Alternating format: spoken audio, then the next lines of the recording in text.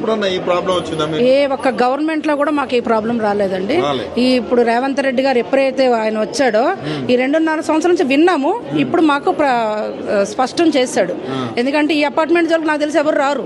ఎందుకంటే ఎంత పెద్ద వర్షాకాలంలో ఎంత వర్షం వచ్చినా మేము ఏ రోజు కూడా వాకింగ్ ఆపలేదు. ఎందుకంటే మాకు నీళ్లు రావట్టు. చాలా చాలా బాగుంటుంది మాకు ఇక్కడ. మాకు ఏ విధమైన ఇబ్బంది లేదు. ఒక విలేజ్ లాగా 400 కుటుంబాలు, 450 కుటుంబాలు, ప్రతిదీ చిన్న స్టోర్స్, అలా మేము ఒక విలేజ్ లో మేము బ్రతుకుతున్నాం. ఆయన చూసాడు, ఆయన కన్ను పడింది. ఆ కన్ను పడడం వల్ల ఏమవుతుంది, ఎవరికైనా సరే ఒక మంచి ల్యాండ్ ఉంది, ముందే ఆయనకి రియల్ ఎస్టేట్ వ్యాపారం అంటే చాలా మక్కువ ఎక్కువ కనుక మా మీద పడదామని చూశాడు. అదంతా రియల్ ఎస్టేట్ 100% అండి. అది పేరండి. ఎందుకంటే గాంధీ గారు ఏమని చెప్పారండి, అహింస పడదని చెప్పారా? ఆయన ఉప్పు సత్యాగ్రహం చేశారంటే ఆయన ఎంత మనందరి హృదయాలు ఎవరికి లేదండి. మనకు తెలిసినంత వరకు మన పిల్లలకి మనం చెప్పుకుంటాం. ఇప్పుడు ఆయన మనవడికి ఆయన చెప్పుకుంటున్నాడుగా, అలాగే మేము చెప్పుకుంటున్నాం. కానీ మా పిల్లలకి ఎవరైనా అంటే ఏంటంటే ఏమో నువ్వు పొలిటీషియన్ అవుతావా అంటే అమ్మో వద్దు అంటున్నారు. ఎందుకు?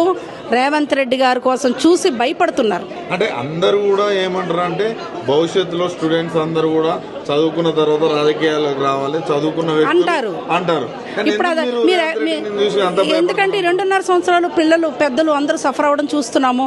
ఆయన హైడ్రా పేరుతో ఎంతైతే మనుషుల్ని ఎంతైతే హింసిస్తున్నాడో ఈ రోజు ప్రతి ఒక్కరు రోడ్డు మీద ఉన్నారు. మీరు నమ్మరు, టిఫిన్స్ కానీ ఏది ఇప్పుడు మేమంటే ఉంటాం పర్వాలేదు, కానీ మన పెద్దవాళ్ళు ఉండాలి కదా.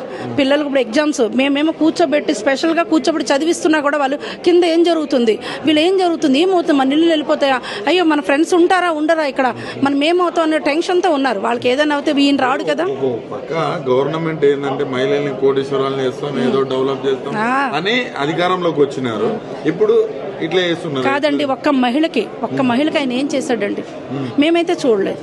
ఇప్పుడు ఏ మహిళకైనా ఇది చేశాను, ఏదో లక్ష్మి అంటాడు, అది అంటాడు, ఇది అంటాడు. ఆయన ఏం చేసింది మేము ఎవరికి అడిగినా ఈ రోజుకి ఆయనకి అంత ఎగనిస్ట్ ఎందుకు అయ్యాం? బుద్ధి తక్కువే అందరం కలిపేశామండి. మా సొంత మళ్ళీ ఏంటనుకున్నారు, ఆయన కొంతమందిని పంపించేటప్పుడు తెలుసు కదా మీకు పంపిస్తారు అన్న విషయం మనకు తెలిసినప్పుడు మేమంతా ఒకటే మాట మీద అందరం కలిసి ఇప్పుడు కేసీఆర్ గారు మాకు చాలా మేలు చేశారు, మాకు అది చాలా గుర్తుంది.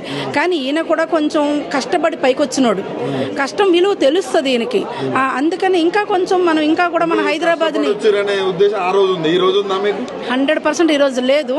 ఇంత అవినీతి, ఇంత దుర్మార్గమైన వ్యక్తిని నేనైతే చూడలేదు. ఇంత అవినీతి మేము అసలు అనుకోలేదండి. హైదరాబాద్ లో ఇల్లు కొనుక్కోవడమే ఒక కళ ఎవరికైనా. ఆ ఒక్కగానొక్క ఇల్లు కొనడం చాలా కష్టాలు పడి కొన్నాం. మాది మేము లాక్కుంటాం అంటే మేము ఏ రకంగా అతనికి మేము సపోర్ట్